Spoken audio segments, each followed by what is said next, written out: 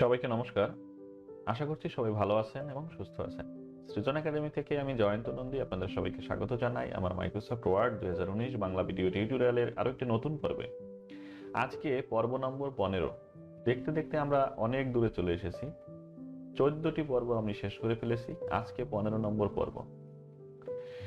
গত পর্বে আমরা হেডার ফুটার এই বিষয় নিয়ে আলোচনা করেছিলাম। আশা করছি আপনারা পুরো আলোচনাটি বুঝতে পেরেছেন, কোথাও কোনো সমস্যা হয়নি। আর সমস্যা হলে কমেন্ট বক্সে তো অবশ্যই জানিয়ে দেবেন।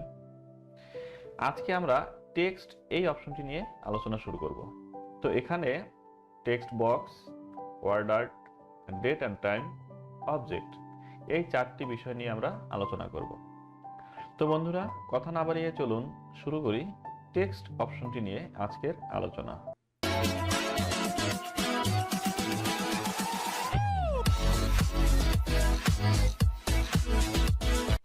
ওয়েলকাম ব্যাক বন্ধুরা। আমরা টেক্সট অপশনটি নিয়ে কথা বলছিলাম, চলুন শুরু করি টেক্সট বক্স নিয়ে আলোচনা। দেখুন, আমরা একটা কাজ একটু করে নিই। আমার এখানে ডকুমেন্টটিতে মার্জিন দেয়া নেই। আমি যদি একটু মার্জিনটা দিতে চাই, তো আপনারা নিশ্চয়ই জানেন হয়তোবা যে কিভাবে মার্জিনটা দিতে হয়। আপনারা ভিউ অপশনে যাবেন, ভিউ অপশন থেকে এখানে দেখুন রুলার অপশনটি আছে। রুলার অপশনটি যদি আপনি টিক চিহ্ন দিয়ে দেন, তাহলে আপনার এখানে এই যে দেখুন, এদিকে একটি মার্জিন পড়ে গেছে, রুলার পড়ে গেছে, এদিকে একটি রুলার পড়ে গেছে, অর্থাৎ স্কেল। তো একটা বিষয় একটু খেয়াল করবেন বন্ধুরা, এখানে দেখুন স্কেলের এই যে 1 থেকে এই পর্যন্ত যে একটি এরিয়া দেয়া আছে, এই এরিয়াটি কিন্তু এখানে ভিন্ন একটি কালার বা হাইলাইট হয়ে আছে। আপনি যদি চেষ্টা করেন যে এই হাইলাইট করা অপশনটুকুর মধ্যে কোনো কিছু লিখবেন, দেখুন আপনার কার্সার কিন্তু এখানে আসবে না। এখানে কিন্তু এই যে এই বাউন্ডারির মধ্যে কিন্তু আপনার কার্সার আসবে না, অর্থাৎ এই যে বাউন্ডারিটুকু দেয়া আছে, এই বাউন্ডারির মধ্যে আপনি কিছু লিখতে পারবেন না। আবার উপর থেকে নিচের দিকেও দেখুন, এই যে অপশনটি দেয়া আছে, এতটুকু অপশন হাইড করা আছে, অর্থাৎ এই অপশনটুকুর মধ্যেও আপনি কিছু লিখতে পারবেন না। এই বরাবর আপনি কিছু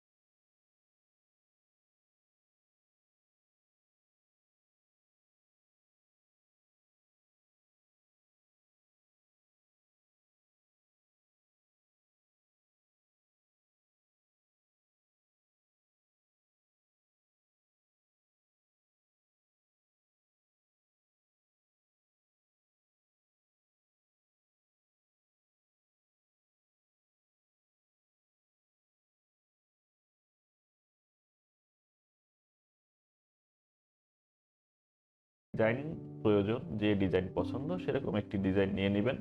এখান থেকে নিতে পারেন, অথবা দেখুন এখানে ড্র টেক্সট বক্স, নিজের মতো একটি টেক্সট বক্স ড্র করেও নিতে পারেন। তো আপনি যদি ড্র টেক্সট বক্স দেন, এখানে দেখুন একটি এভাবে এভাবে মাউসটা আপনার কিন্তু এভাবে প্লাস আকার ধারণ করেছে।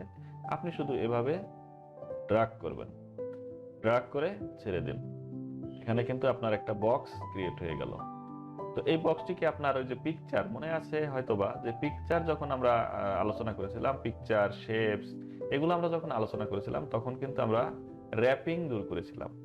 এখানেও আপনার টেক্সট বক্স যদি নেন তাহলে আপনার র্যাপিংটা দূর করে নিতে হবে। তো সেজন্য আমরা এখানে ক্লিক করলাম, অথবা এখানে টেক্সট র্যাপ এই যে এখানে আছে, যে কোনো এই দুইটার যে কোনো এক জায়গায় ক্লিক করে আপনি র্যাপিংটা দূর করে নিতে পারবেন। আমরা এখান থেকে র্যাপিংটা দূর করে নিলাম। র্যাপিংটা দূর করার কারণ হচ্ছে, র্যাপিংটা যদি আপনি দূর না করেন তাহলে আপনি কিন্তু মুভমেন্ট করাতে পারবেন না। এখন আপনি এটাকে যে কোনো জায়গায় মুভমেন্ট করাতে পারবেন, আর র্যাপিংটা যদি আপনি দূর না করেন তাহলে মুভমেন্ট করাতে পারবেন না। তো এখানে আপনার যতটুকু প্রয়োজন, আমি যদি সাপোজ চাই যে হেডারে লিখবো, আমি এতটুকু ছোট করে দিলাম, এখানে আমি হেডারের উপরে রাখলাম, এখানে রাখলাম মাঝ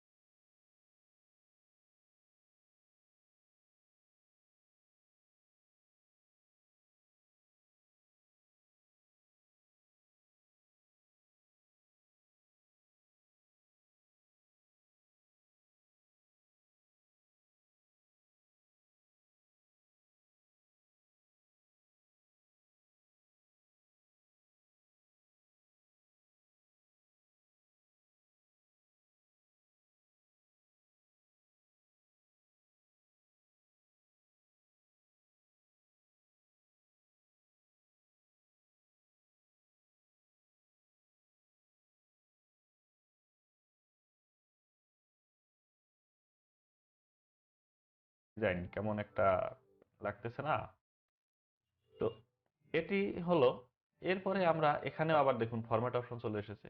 এই ফরম্যাট অপশন থেকে আপনারা বিভিন্নভাবে এটিকে চেঞ্জ করে নিতে পারবেন।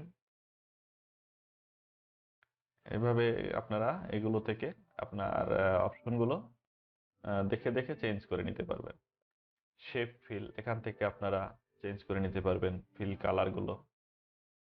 এখানে শেপ আউটলাইন, আউটলাইন যদি দিতে চান সেটি এখান থেকে করতে পারবেন। শেপ ইফেক্টস, এখান থেকে দেখুন যে বিভিন্ন অপশন আছে, এখান থেকে আপনি যদি সাপোজ আমি কোনটা দিলাম, এটা যদি একটু দেই, দেখুন শ্যাডো শ্যাডো একটা পড়ে গেছে। এইভাবে করে আপনারা এই যে ওয়ার্ড আর্ট ব্যবহার করে লেখাকে স্টাইলিশ করতে পারবেন। তো এটিকেও আপনারা এখান থেকে র্যাপিং দূর করে নেবেন। যে এখান থেকে যে অপশনগুলো আছে যে কোনো একটা যদি আপনি ক্লিক করে দেন তাতেই চলবে। এগুলোকেও আপনারা এখান থেকে নাড়ানো চাড়ানো করতে পারবেন। এটিকে যদি এখানে ধরে এরকম ঘুরান, এই দেখুন এখান থেকে ঘুরাতে পারবেন। তো এখানে আরো অপশন আছে, দেখুন আমরা যদি দেখুন এখানে আছে কি, এখানে প্রথমটা আছে থিম কালার। ভিতরের কালারটাই যে দেখুন লেখার কালার গুলো কিন্তু চেঞ্জ হয়ে যাচ্ছে, এটা হলো থিম কালার। এখান থেকে আপনারা এই যে গ্রেডিয়েন্ট কালার, মোর কালার, এখান থেকে কালার গুলো আপনারা নিজেরা দেখে নেবেন, প্র্যাকটিস করবেন আর দেখবেন। এখানেও আপনারা দেখুন এই যে চেঞ্জ করতে পারতেছেন। এটা হলো আউটলাইন। এই যে দেখুন আউটলাইন কালার, এটা হলো আউটলাইন কালার। এখান থেকে আপনারা আউটলাইনের কালারটা চেঞ্জ করে নিতে পারবেন। এখানে দেখুন, এখান থেকে আপনারা কি করতে পারবেন। প্রথমটা আছে শ্যাডো। আপনারা শ্যাডোটা নিজের মতো করে কন্ট্রোল করতে পারবেন। শ্যাডো দিতে পারবেন, শ্যাডো রাখতে চাইলে রাখতে পারবেন, না রাখতে চাইলে না রাখতে পারবেন। এখানে আছে, এখান থেকে করতে পারবেন। রিফ্লেকশন, রিফ্লেকশন অপশনে যে দেখুন, এগুলা নিজেরা যত দেখবেন অত দেখবেন যে আসলে মজা লাগতেছে। যত বেশি বেশি করবেন অত মজা পাবেন। যত মজা পাবেন তত আপনার করার প্রতি আগ্রহটাও বাড়বে। তো সেই জন্য আপনারা বেশি বেশি প্র্যাকটিস করবেন। এখানে বেভেল, এই দেখুন, এই যে 3D রোটেশন, রোটেট দেখুন। এগুলো আসলে আপনারা করবেন। এখানে ট্রান্সফর্ম, এটা একটা মজার বিষয়। আপনি ট্রান্সফর্ম, এই যে দেখুন লেখাকে বাঁকা করতে পারবেন। আমি যদি এটা দেই, যে দেখুন বাঁকা করে দিলাম, এদিকে দিলাম। আবার এই যে অপশনটি আছে, এটাকে ধরে আপনি এই যে বাঁকার এটা বাড়াতে পারবেন, কমাতে পারবেন। হ্যাঁ, এভাবে কমা বাড়া করতে পারবেন। এখানে লেখা কম, সেজন্য অতটা ইফেক্টিভ হচ্ছে না। একটু বেশি লেখা থাকলে হবে। ট্রান্সফর্মে গিয়ে আপনারা এই যে দেখুন নিচের দিকে বাঁকাতে পারবেন। এখান থেকে আবার আছে কি যে রাউন্ডেড কোনো লেখা লিখতে পারবেন। এখানে আরো অপশনস আছে। তো এই অপশনগুলো আপনারা দেখে দেখে করবেন।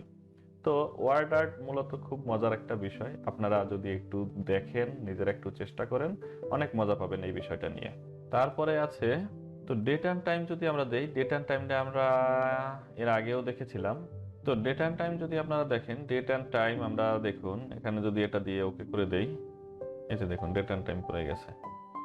তো এভাবে করে আপনারা date and time, date and টাইমের খুব একটা কাজ নেই, এটুকুই কাজ, শুধু ডেট অ্যান্ড টাইম। এখানে ডেট অ্যান্ড টাইমের বিভিন্ন ফরম্যাট আছে। এই ফরম্যাট অনুযায়ী আপনারা যে ফরম্যাটটি নিতে চান সেই ফরম্যাটটির উপরে ক্লিক করে জাস্ট ওকে প্রেস করবেন, ডেট অ্যান্ড টাইম করে গেল। তো এই হলো ডেট অ্যান্ড টাইম। আর একটা মজার বিষয় আমি আপনাদেরকে একটু দেখাই। আপনারা অনেক পত্রিকায় দেখবেন যে লেখাটা কেমন থাকে। ধরেন প্রথম অক্ষরটা খুব বড় থাকে এবং পরের লেখাগুলো প্রথম অক্ষরটা একটু মার্জ করে তারপরে লেখা থাকে। এরকম যদি লেখা আপনারা লিখতে চান, তো সাপোজ আমি কিছু লেখা এখানে আগে লিখে নেই।